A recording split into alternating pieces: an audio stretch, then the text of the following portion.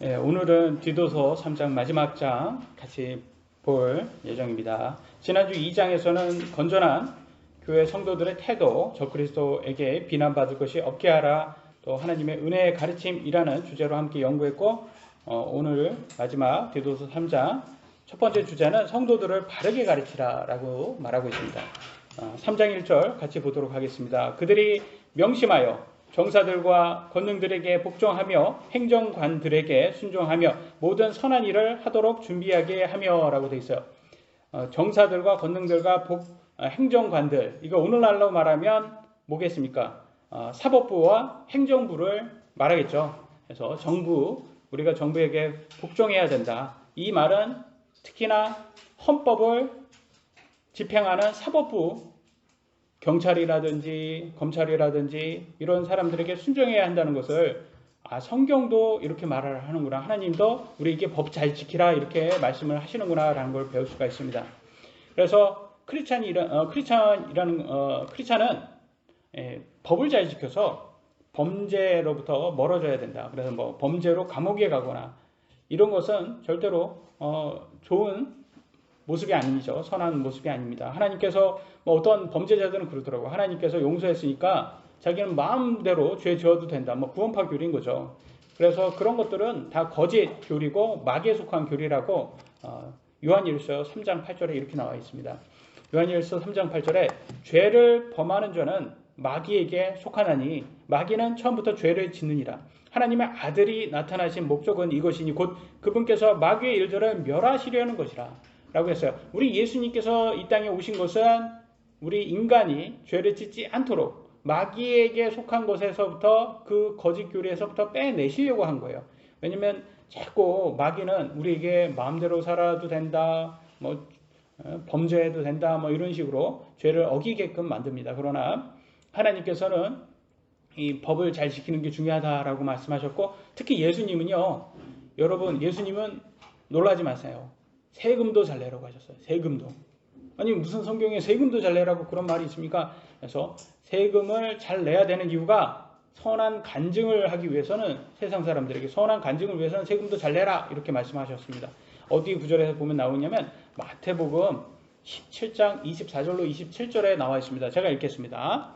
그들이 가버나움에 이르렀을 때 공세돈 받는 자들이 베드로에게 나와 이르되 너희 선생님은 공세를 내지 아니하시느냐 하니 그가 이르되 내신다 하고 집에 들어가매 예수님께서 그보다 먼저 이르시되 시몬아 내 생각은 어떠하냐? 땅의 왕들이 누구에게서 관세나 공세를 걷느냐? 자기 자식들에게서냐 타인들에게서냐 하시니 베드로가 그분께 이르되 타인들에게서이니이다 하매 예수님께서 그에게 이르시되 그렇다면 자식들은 면제되리라. 여기까지 보면 이 세상의 땅의 주인이 하나님이시기 때문에 크리스찬은 세금 낼 필요가 없잖아요. 왜냐면 우리는 왕의 자식들이기 때문에 이제는 땅의 주인이 하나님인데 우리가 무슨 이제 면제되니까 세금 낼 필요 없다라는 거예요. 여기까지. 그런데 더 하십니다.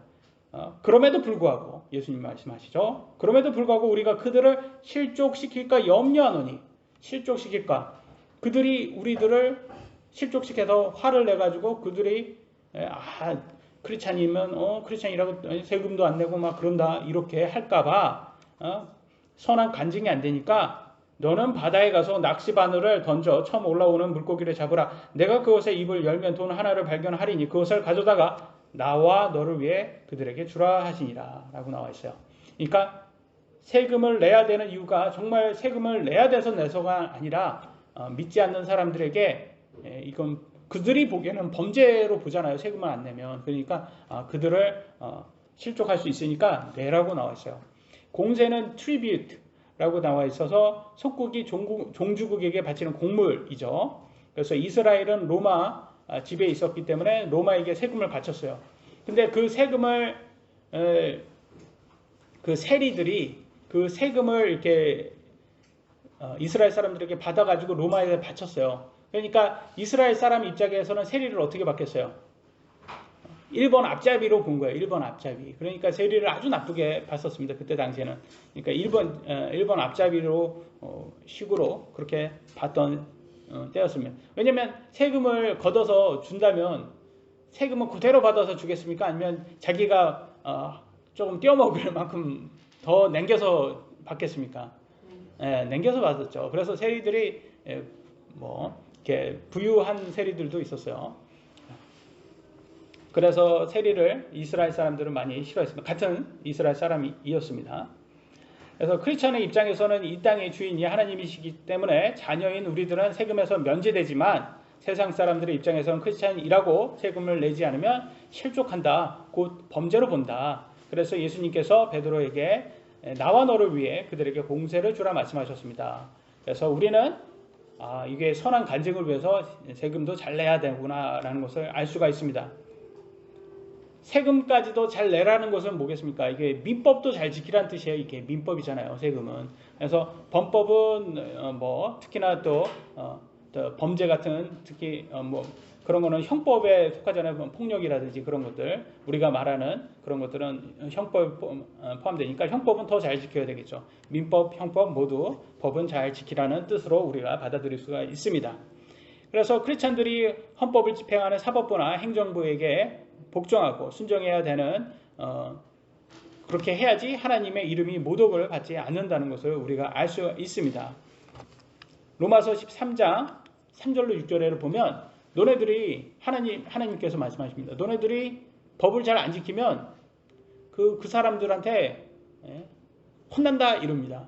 그 사람들이 괜히 칼 갖고 다니는 게 아니야. 오늘날은 경찰들이 총 갖고 다니잖아요. 그런 식인 거죠. 그래가지고 범죄자들은 그렇게 당할 수밖에 없는 거죠.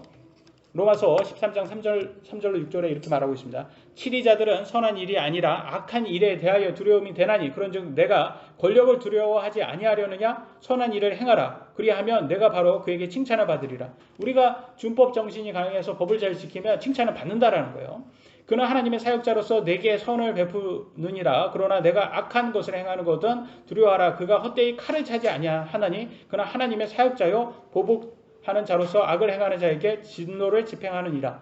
그래서 그들이 크리스찬이든 아니든 경찰이라든지 검찰이라든지 우리는 법을 잘 지켜야 되는 거예요. 그들을 잘 법적으로 잘 순종을 해야 되죠.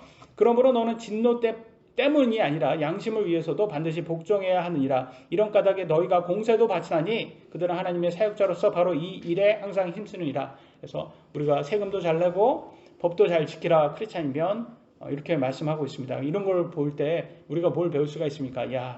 이 크리스찬으로 사는 것은 그렇게 이게 선한 행위구나. 그래서 세상 사람들에게 선한 모습을 이렇게 보여줘서 모범을 보여줘야 되는구나 라고 할 수가 있습니다. 그런데 어떤 크리스찬이라고 하는 사람들이 실제로 아동학대, 실제 아동학대요. 훈육이 아니라 실제로 아동학대를 하거나 실제로 범죄를 해가지고 감옥에 갔어요. 그러면서 뭐라고 하는지 아세요? 자기는 믿음 때문에 탄압을 받고 있다고. 옛날 구약시대 때 그런 대원자들, 탄압받는 하나님 말씀 전하다가 대원받는, 아니면 사도들이 핍박받는 그런 식으로 말을 하더라고요. 그래서 저는 이 구절을 못 보나? 이 구절을 보면 니네들이 잘못했으면 당연히 벌받는 게 당연한 건데, 그래서 크리스찬이라면서 그렇게 좀 어떻게 보면 좌파들이 하듯이 그냥 동정파리 그렇게 하면 그건 안 되지 않나. 자기가 법을 잘 지킨 다음에 해야지. 자기가 법을 안 지켜놓고선 그거에 대해서 자기가 벌 받는 것을 그거를 탄압으로 보면 안 되지 않나. 그리고 그 다음에 또 하나님 원망하더라고요. 이런 사람들이 보면. 그래서 항상 감옥 가면 항상 하는 말이 있죠. 핑계 없는 무덤 없다고. 그렇게 핑계가 많아. 자기는 좋은 사람이래요. 감옥 가서 한번 범죄자들하고 얘기해보면 자기는 전혀 잘못 없는데 친구를 잘못 만나서 그렇다고. 그래서 희영이도 이번에 3학년 잘 들어가면 가해자가 되나 피해자가 되나 조심해야 되는 거예요. 그러니까 웬만하면 그런 아이들하고 관계를 갖지 말아야 되는 릴레이션을 갖지 말아는 않는 게 좋습니다. 좀 약간 불량한 아이들하고는.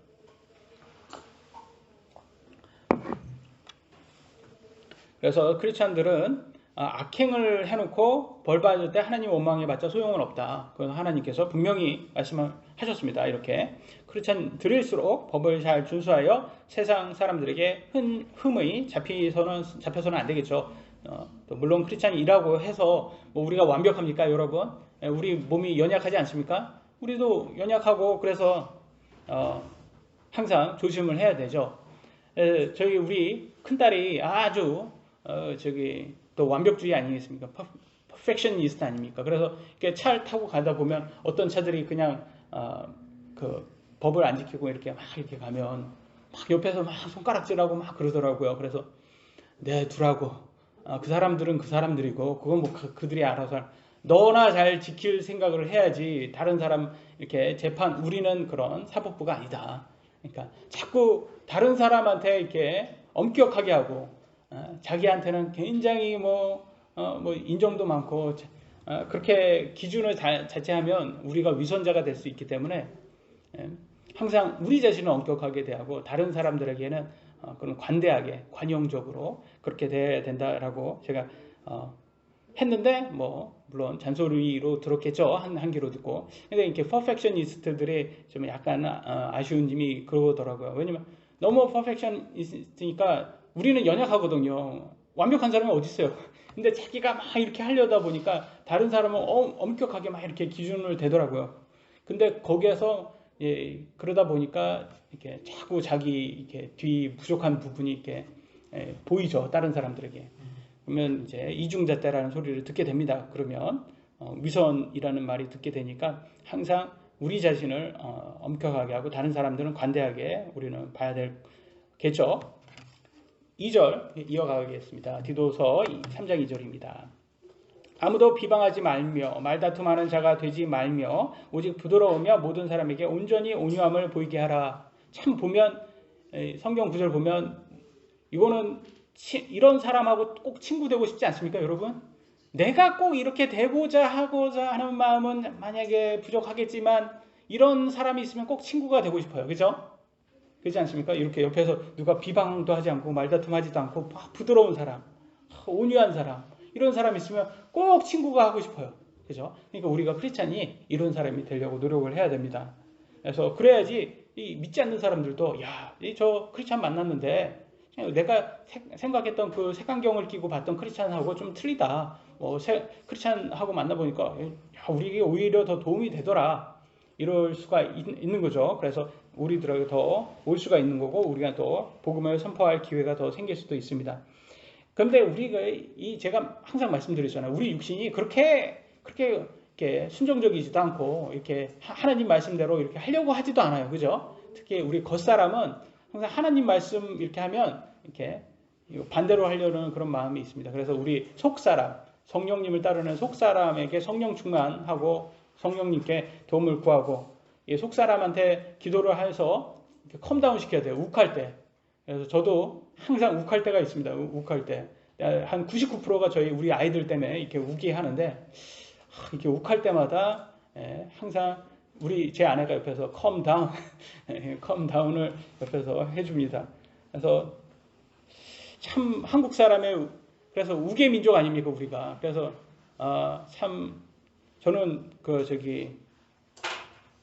한국 사람은 한이라고 이렇게 좋게 표현하는 것 같아요. 막 이렇게 좋은 그거 한 아니거든요. 그게 그 우기거든요. 그게 한이 아니라. 그러면서 꼭 이렇게 욱한 사람들이 그러죠. 나는 정말 성격 좋아. 난 뒤끝 하나도 없어. 꼭 그러해요. 아니 욱해가지고 앞에서 다 화낼 거 다 화내놓고서 무슨 뒤끝이 있냐고요. 앞에서 화내잖아요. 그래놓고선 뒤에서는 자기는 뒤끝 없다고 막 이러더라고요. 자아자찬을 하더라고요. 그래서 욱한 사람하고 옆에서는 가까이 가지 말자 이렇게 하는데 저도 제외는 아니겠죠. 우리 아이들한테는 제 딸 얼굴을 보면 되게 그림자가 많이 있습니다. 우리 아빠도 욱하는데 왜냐면 우리 아이들한테는 욱하거든요.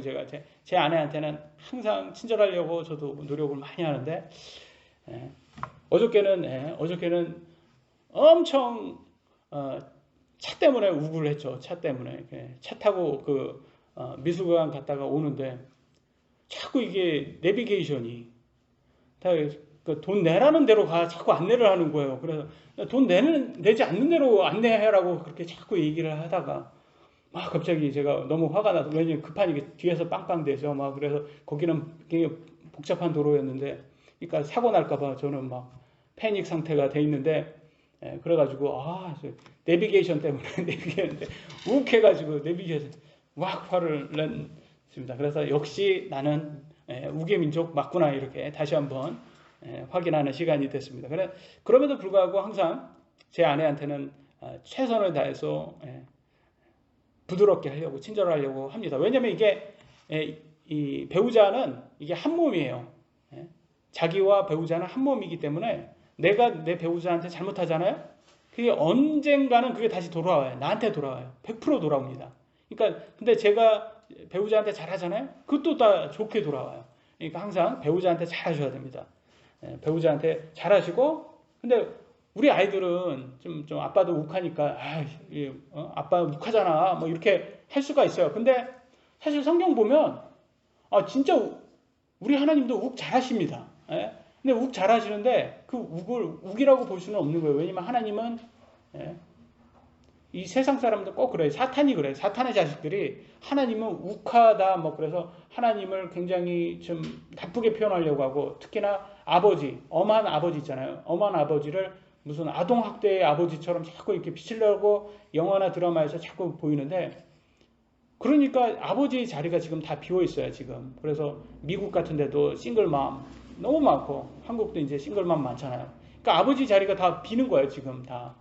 그러면 안 되죠. 이렇게 아버지는 좀 엄하게 아이들 잘 양육하고 훈육해야 되는데 그래서 우리 하나님이 경노하는 모습 제가 하나 보여드리겠습니다. 민수기 14장 11절로 12절 보면 우리 하나님이 얼마나 경노를 하는지 보겠습니다. 주께서 모세에게 이르시되 이 백성이 어느 때까지 나를 경노하게 하려 하느냐 내가 그들 가운데서 보여준 모든 표적에도 불구하고 그들이 어느 때까지 나를 믿지 아니하려 하느냐 내가 역병으로 그들을 쳐서 그들의 상속권을 박탈하고 너로부터 그들보다 더 크고 강한 민족들을 만들리라 하시니라. 모세에게 이렇게 말씀하셨죠. 경노를 했다고 하잖아요. 그러니까 하나님도 경노를 한단 말이에요. 그러니까 이걸 또 우구로 막 이렇게 하는 사람들도 있을 거예요. 근데 보면 왜 하나님이 경노해요? 불순종하니까 경노하는 거예요. 그러니까 우리 아이들도 부모에게 순종해야 되는 거예요. 그러니까 우리 아이들이 아빠 너무 욱하지 마 이렇게만 말하지 말고 순종 먼저 하고 이유 없이 아빠가 화내면 그게 문제인 거죠. 근데 자기가 불순종해 놓고서 아빠 왜 욱해 뭐 그러면 안 되는 거죠. 그럼 하나님도 똑같잖아요. 근데 여러분 아십니까 이거? 이 다음에 어떻게 됐습니까? 20세 이상 되는 사람 다 광야에서 죽었어요. 결국 하나님의 진노에 받아서. 그러니까 자기한테 유익한 게 뭔지 봐야 돼요. 그래서 우리 아이들도 우리 20살까지는 우리 부모님 밑에서 살아야 되는데 내가 원하든 원하지 않든 살아야 되는데 진짜 지혜로운 사람이 되려면 적어도 마음은 순종하고 싶지 않아도 앞에서는 순종하는 척이라도 해야 돼요. 그래서 순종하고 내가 20살 이후 돼서 집 바깥에 나가면 내 마음대로 살겠다. 마음대로 살아요. 그 20살 돼서 자기 마음대로 살고 자기 책임져야 되는데 그거는 맞는 거예요. 그렇지만 그 전까지는 정말 지혜로운 사람은 순종합니다. 그리고 부모님한테 받을 거 다 받고 그게 진짜 지혜로운 사람인 거죠. 부모님한테 잘 순종하면 그 부모님이 하나 사줄 거 2개 사줘요. 그 순종 잘해봐요. 그러니까 우리 유진이가 자꾸 타겟이 되는데 우리 유진이도 자꾸 이렇게 뭐 사달라는 되게 잘해요. 자기 돈으로는 절대 안 삽니다. 근데 꼭 아빠 돈으로 사야 되는 것처럼 이렇게 잘 합니다. 하는데 뭐 사줄 수 있어요. 근데 예쁜 짓 하면 사줍니다. 그죠? 우리가 사주는 것에 대해서 문제가 안 돼요. 근데 예쁜 짓을 먼저 해야 돼요. 예쁜 짓이라는 게 이게 순종이죠. 순종을 항상 해야 됩니다. 그래서 항상 우리는 너무 이렇게 자녀는 부모에게 순종을 해야 되고 또 특히 그럼에도 불구하고 욱한 것은 우리가 조심해야 돼요. 특히 배우자한테는 절대 욱해서는 안 됩니다. 자기한테 돌아옵니다. 그래서 3절 보도록 하겠습니다. 3절 디도서 3장 우리도 한때는 어리석고 불순종하며 속임을 당하고 여러 가지 정욕과 쾌락을 섬기며 악의와 시기 가운데 살고 증오하며 서로 미워하였으나 라고 나와 있어요. 이게 한때가 언제를 얘기하는 거예요? 예? 맞습니다. 믿기 전, 구원받기 전, 하나님을 알기 전에는 어리석었답니다. 왜 어리석었어요? 하나님 말씀을 모르니까 어리석은 거예요. 불순종했다. 하나님 말씀을 모르니까 하나님의 말씀을 불순종했죠. 속임을 당했다. 누구한테 속임 당했습니까? 사탄한테 속임 당하고 사탄한테 속아서 하나님이 없다고 그렇게 믿고 하나님을 전혀 몰랐죠. 또 여러 가지 정욕, 쾌락, 섬기며라고 나서 섬긴다고 말하고 있어요. 여러분 세상 사람들에게 삶의 목적이 뭐냐고 물어보잖아요. 요거예요, 요거. 삶의 목적은 정욕과 쾌락을 즐기는 게 삶의 목적이에요. 그래서 술 마시는 사람들이 술을 안 마시면 안 돼요. 즐거워도 술 마시고 슬퍼도 술 마셔요. 이상하잖아요. 아니 슬프면 술 마시는 건 그래 이해가 된다 하면 즐거운데 왜 술 마시냔 말이에요. 그게 뭐예요? 그게 술로 사는 거예요. 술이 성령님인 거예요. 그들에게는. 술에 의지해서 사는 거예요. 그게. 그래서 또 악의와 시기 가운데 살고 증오하며 서로 미워했답니다. 우리도 옛날에 그랬어요. 여러분 옛날에 뭐 했어요? 누구를 미워했어요? 재벌 미워했잖아요. 재벌 얼마나 미워했습니까? 재벌 저거 나쁜 놈들이다. 재벌들 저거 다 나쁜 놈들이야. 이렇게 증오했는데 아니 재벌 증오한다고 여러분 월급이 오릅니까? 안 올라요. 하나도. 그 증오하는 거는 나만 죽이는 거예요. 그래서 악의 시기 증오 같은 거는 이건 별로 좋은 게 아니에요. 근데 우리 악한 우리의 그 본성이 있잖아요. 그냥 악한 본성 때문에 우리가 좋아하는 거 실제는 하지 못하지만 우리가 대리만족하는 게 있어요. 뭐예요? 드라마죠, 드라마. TV 드라마 보면 그래서 내용이 다 뭐예요? 복수하는 거예요, 복수.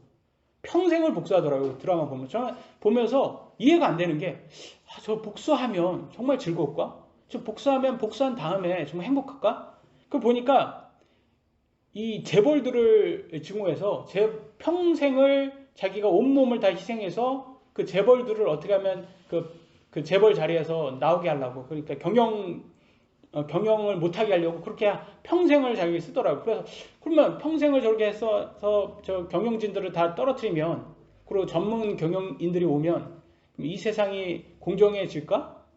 그들도 인간 아닙니까? 전문 경영이. 그래서 지난번에도 봤지만 전문 경영이 오면 더 많이 자릅니다. 사람들 전문적으로.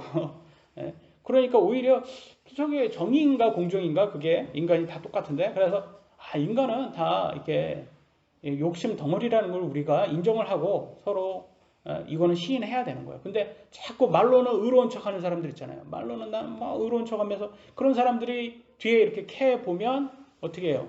더 더러운 게 많이 나오죠. 그래서 우리가 잘 아는 조국이라는 사람이 있습니다. 여기에서 조국도 안 넘어갈 수 없죠.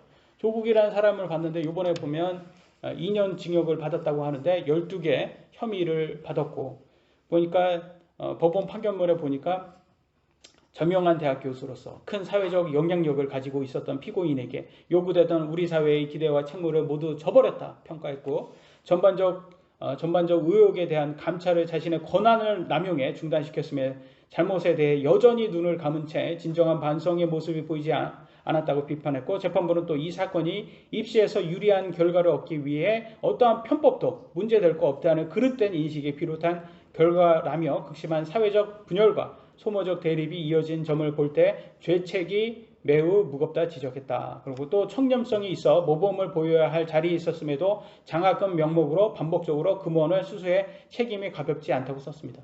그게 뭐예요? 다 유죄받았다는 거예요. 이게 그때 말했던 것들 자기는 하나도 안 했다. 다 사람들이 누명을 씌운 거다 그런데 재판부가 뭐랍니까? 다 유죄다. 다 했다라는 거예요. 이게. 그러니까 앞에서는 꼭 이렇게 청렴결백하고 깨끗한 척하는 애들이 뒤에서는 꼭 이렇게 하더라고 보면. 그래서 부정부패 하는 법. 그 성경에서 누가 그랬습니까? 이거를 앞에서는 깨끗한 척, 거룩한 척하고 뒤에서 종교 지도자들이 그랬잖아요. 유대교 종교 지도자들이 앞에서는 깨끗한 척하면서 거룩하게 오래 기도하고 막 시장에서 인사받으면서 뒤에서는 여자들하고 가가지고 그 나쁜 짓 하고 그게 성경에는 그렇게 자세히 나오지는 않지만 그 말이 그거예요. 그러니까 그래서 우리가 알 수 있는 건 인간은 다 똑같아요. 인간은 다 똑같다. 그래서 죄를 섬기면 안 된다. 그래서 죄를 섬긴다. 우리도 과거에는 몰랐다. 우리도 과거에는 몰랐기 때문에 그래서 우리도 조심해야 된다는 것을 알 수 있습니다. 그래서 여러분 미워하고 시기하는 거는 우리 자신한테 도움이 안 돼요. 우리가 심판하고 재판하고 그런 것도 하나님께서 원수가 없는 걸 누구한테 주셨어요? 본인이 하신다고 하잖아요. 본인. 너네들은 원수 갚지 말아라 그러잖아요. 원수 갚는 거는 it's not our business라는 거예요. 우리가 할 수도 없고 우리가 뭐 원수 갚을 수 있어요? 근데 드라마에서 항상 자기가 막 원수 갚으려고 막 이렇게 노력을 하더라고요. 그래 평생을 써서 그 얼마나 낭비예요. 그러면서 항상 그 쓴뿌리에 해서 막 이렇게 벽에 이렇게 보면서 재벌들 뭐 이렇게 사진들 다 이렇게 붙이고 막 해서 자기 쓴뿌리를 막 하더라고 보면. 그래서 저는 이해가 안 되는 게 저 노력으로 열심히 벌었으면 중산층 이상은 살겠다. 저는 그 생각을 저기 못 먹고 저게 보면 아무것도 그렇게 원수 갚으려고 하는 사람 보면 자기의 그런 거는 하나도 안 하잖아요. 금욕을 하더라고. 금욕을 하고 원수 갚는 곳에 초점이 매여가지고. 그러니까 하나님께서는 말하는 거예요. 이게 그렇게 시기에 쌓여가지고 싸는 거 그거 정말 좋은 삶은 아니다. 그래서 이렇게 자꾸 이렇게 시기하고 질투하고 이런 거에 왜 나올까요? 이 좌파들 쪽에서 자꾸 이런 걸 나오는 게 재벌들을 막 시기하고 질투하는 게 어떻게 하면 걔네들 것을 가지려고 그러는 거예요.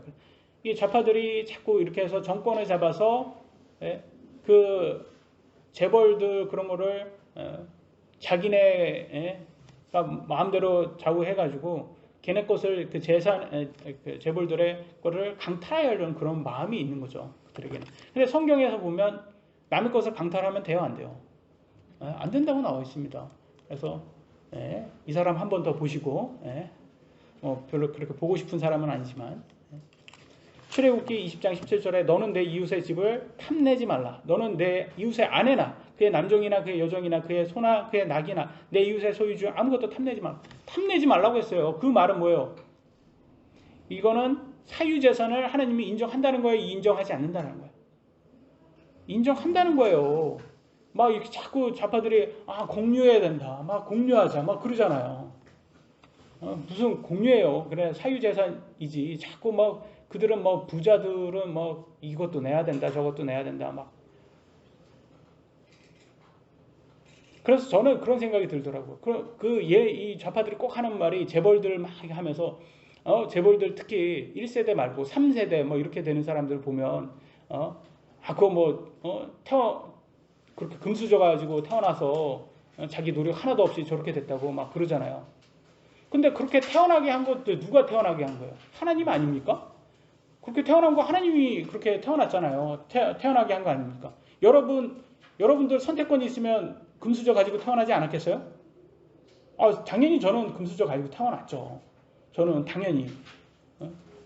근데 우리가 태어나 보니까 뭐 금수저가 아니었잖아요. 그러니까 그건 우리 선택이 아닌 거예요. 그러니까 이거 금수저 가진 사람도 그것도 하나님의 선택이다. 그거 받아들여야 되는 거예요. 그러니까.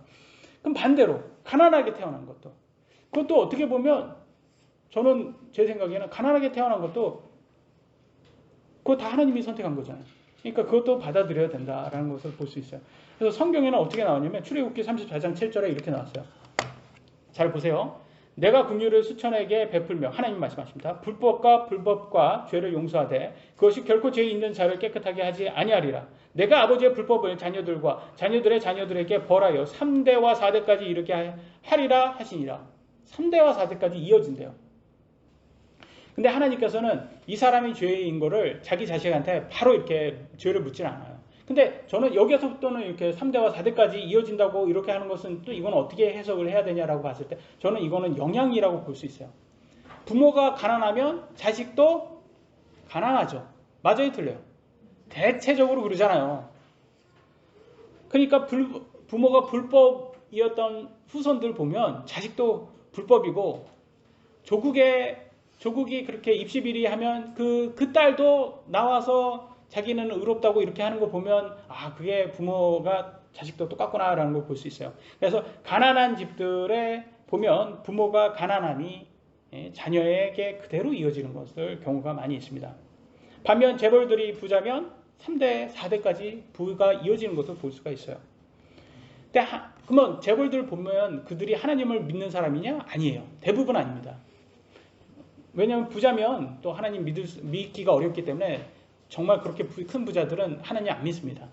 불교 조금 믿더라고 보니까. 근데 이런 사람들이 그러면 왜 하나님께서 부를 줬을까라고 했을 때 저는 하나는 맞다고 해요. 하나님 말씀대로 열심히 일을 했기 때문에 그 사람들 되게 열심히 일을 하더라고요. 특히 하나님께서 만든 세상의 이치를 먼저 깨닫고 열심히 회사를 경영한 사람들 아닙니까? 그래서 열매를 누리는 건 맞는 거예요. 그거는 하나님께서 재물을 허락하신 사람들이라는 거죠. 그래서 우리는 결과적으로는 그들의 열매를 직접적이나 간접적인 우리도 먹는 거예요. 그래서 여러분 한국에서 태어난 게 정말 잘 태어난 거예요. 나신 거예요. 만약에 여러분 네팔에서 태어났다고 한번 생각 한번 해보세요. 네팔. 지금처럼 이렇게 잘 사실 수 있을까요? 네? 네팔에서 태어났다면? 그럼 조금 위에로 해서 북한에서 태어났다면 여러분 잘 사셨을 수 있겠습니까? 여러분 김씨라서 또 무슨 관계가 있어가지고 잘 사실 수도 있어요. 평양에서 그러면 또 혹시 모를까? 대부분은 못 사실 것입니다.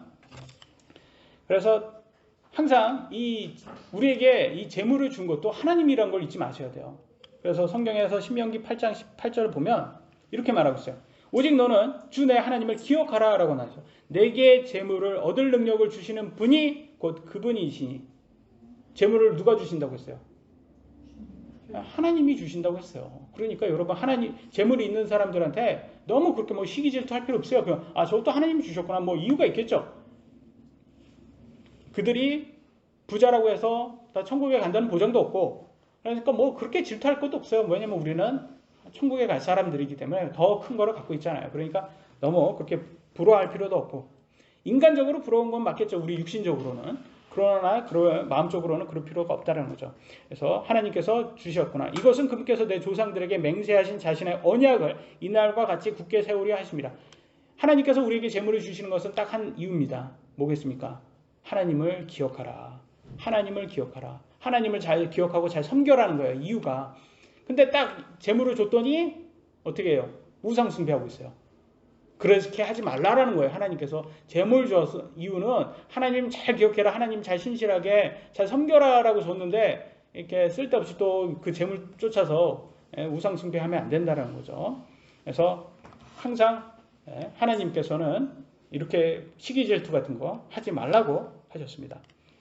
디도서 3장 4절 이어가겠습니다. 사람을 향한 하나님 곧 우리의 구원자의 친절과 사랑이 나타난 뒤에 라고 했어요. 친절과 사랑이 언제 나타났죠? 여러분? 구원자의 친절과 사랑이 언제 나타났어요? 예? 어떻게 나타났죠? 그죠. 우진이가 정답을 잘 말했습니다. 십자가예요, 십자가. 예수님께서 우리를 위해서 십자가에 죽어주심으로 사랑을 표현했다고 나와 있습니다. 로마서 5장 8절에 우리가 아직 죄인이었을 때 그리스도께서 우리를 위해 죽으심으로 하나님께서 우리를 향한 자신의 사랑을 당당히 제시하시느니라 라고 나와 있어요. 그러니까 예수님께서 우리를 위해 죽어주심이 그게 하나님의 사랑이구나. 그래서 이게 내가 너희를 사랑한다라는 표현인 거예요. 그러니까 자기의 독자, 가장 사랑하는 아들을 우리 대신 죽게 한 거죠. 그러나 그거는 하나님께서 방치한 게 아니에요, 아들을. 왜냐면 하나님은 그 아들을 다시 부활시킬 수 있는 분이시기 때문에 그렇게 하신 거예요.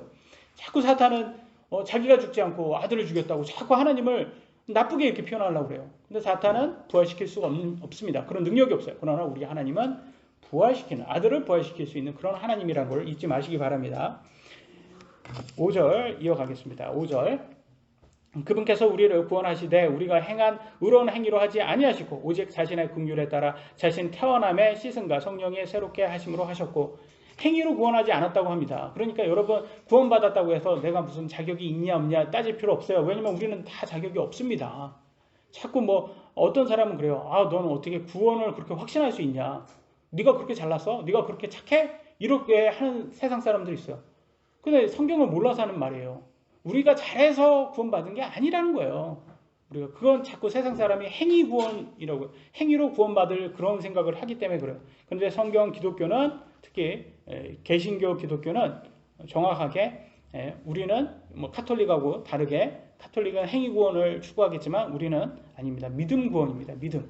우리는 의롭지 않지만 하나님께서 의롭기 때문에 예수님께서 의롭기 때문에 그분의 의를 우리의 의로 대신해서 그래서 칭해짐 받은 거예요. 실제 의로운 게 아니라 칭했다, 의롭다, 칭해진 거예요. 실제 의롭지 않습니다.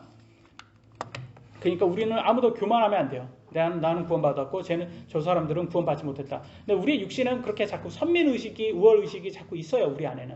그러니까 인종차별이라는 게 막 없다고 하고 맨날 그래요. 뭐 미국 욕합니다. 아, 미국 인종차별 많다고.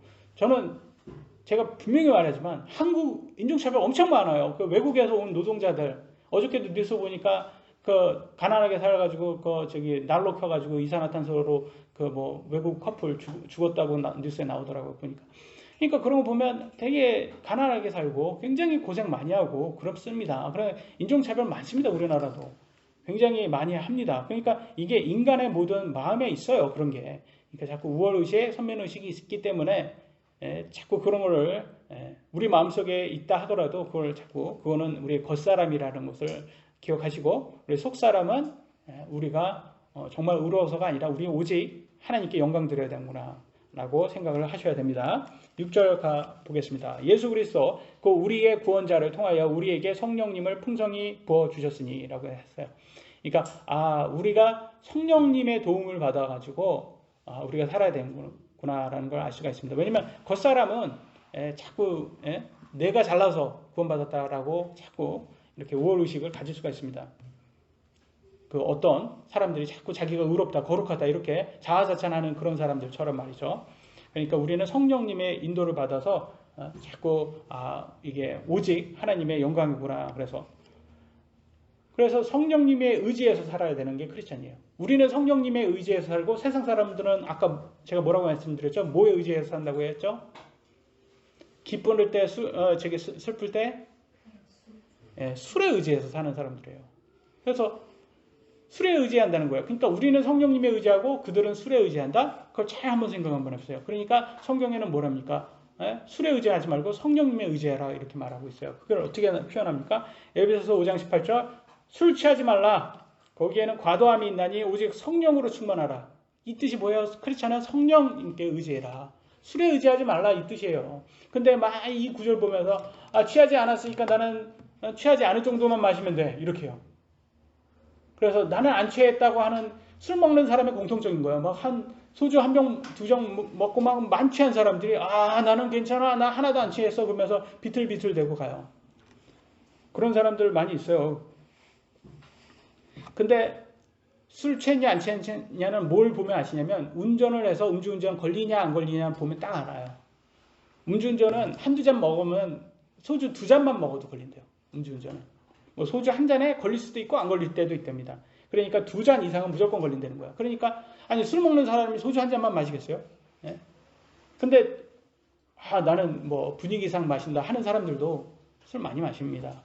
그러니까 우리는 웬만하면 술이 아니라 알코올 성분이 아니라 음료수를 마시고 우리는 성령님께 의지해야 된다는 걸 알 수가 있습니다.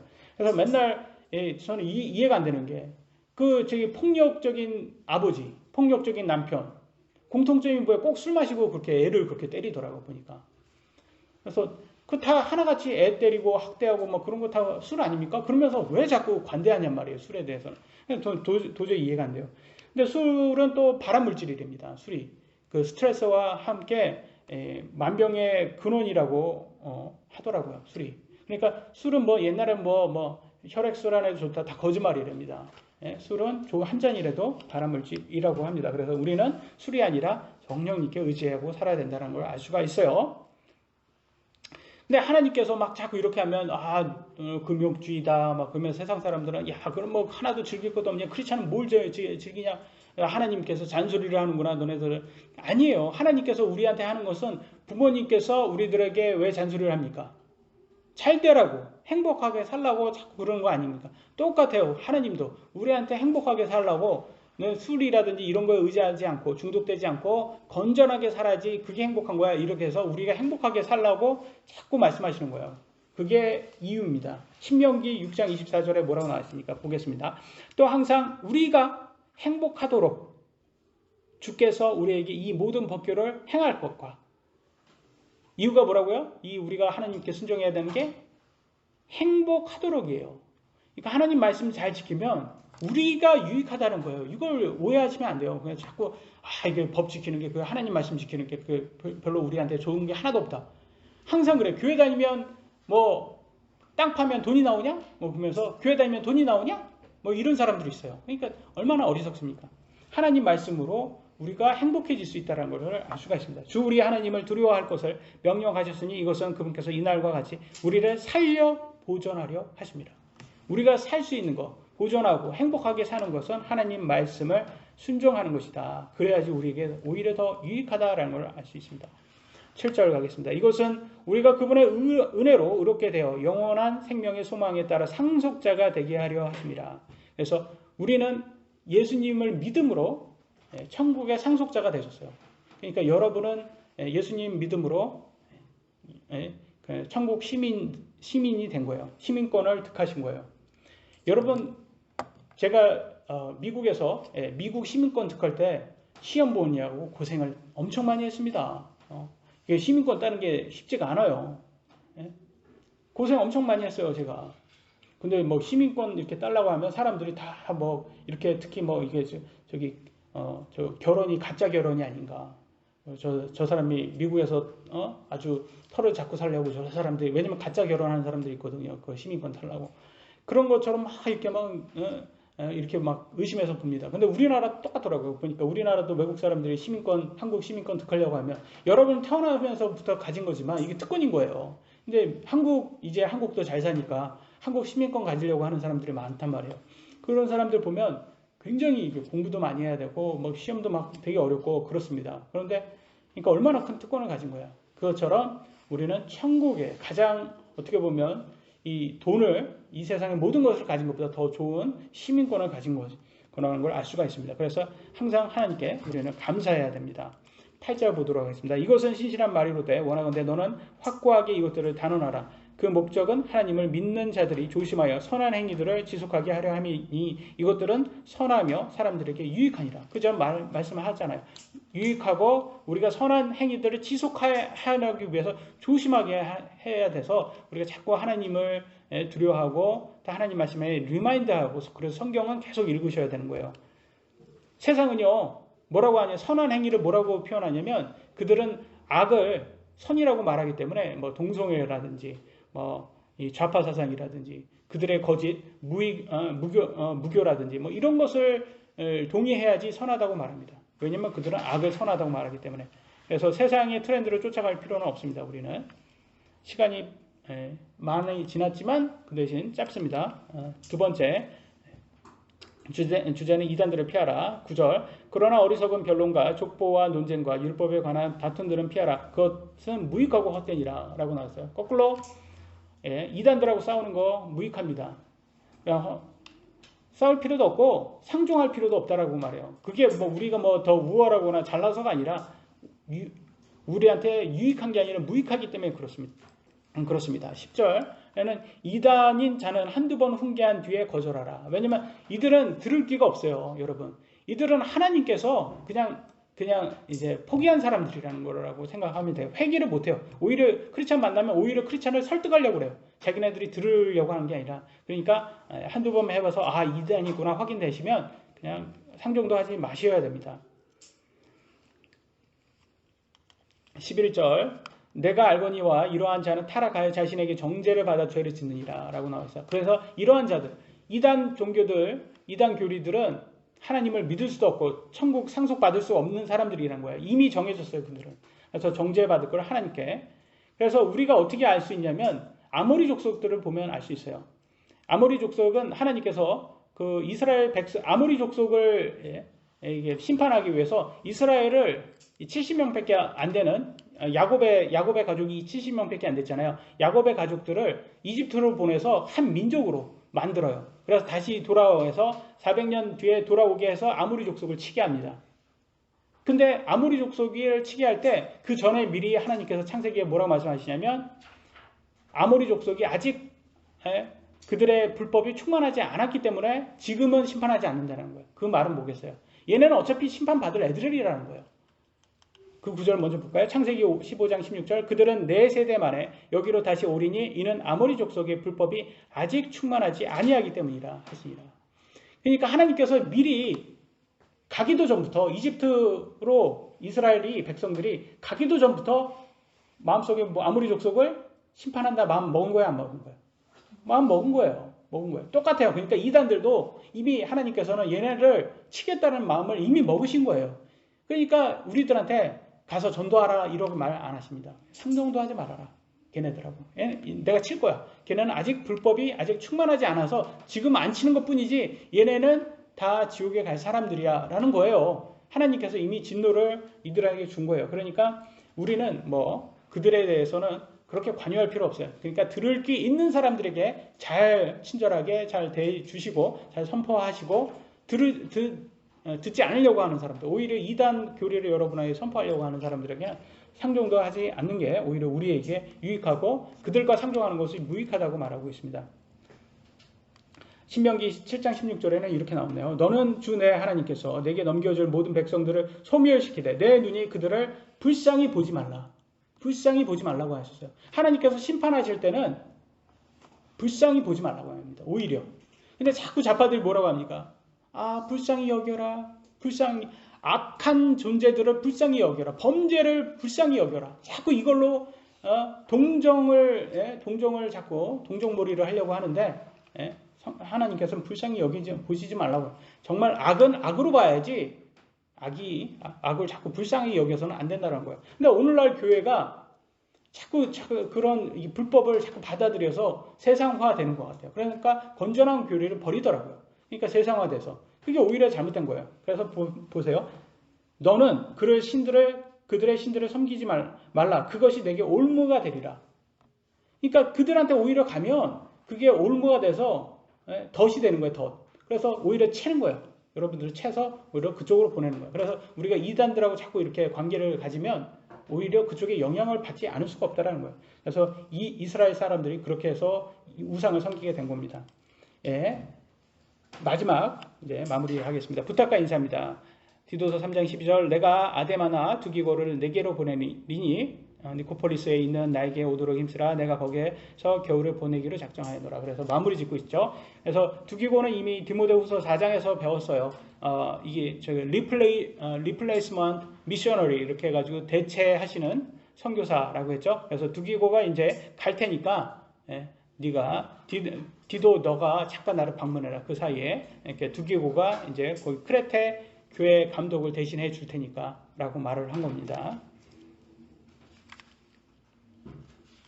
13절 14절 율법사 세나와 아블로를 부지런히 도와 여행하게 하고 그들에게 부족한 것이 없게 하라. 또 우리에게 속한 사람들도 필요한 용도를 채워주기 위해 선한 행위들을 지속하는 것을 배워 열매 없는 자가 되지 않게 하라.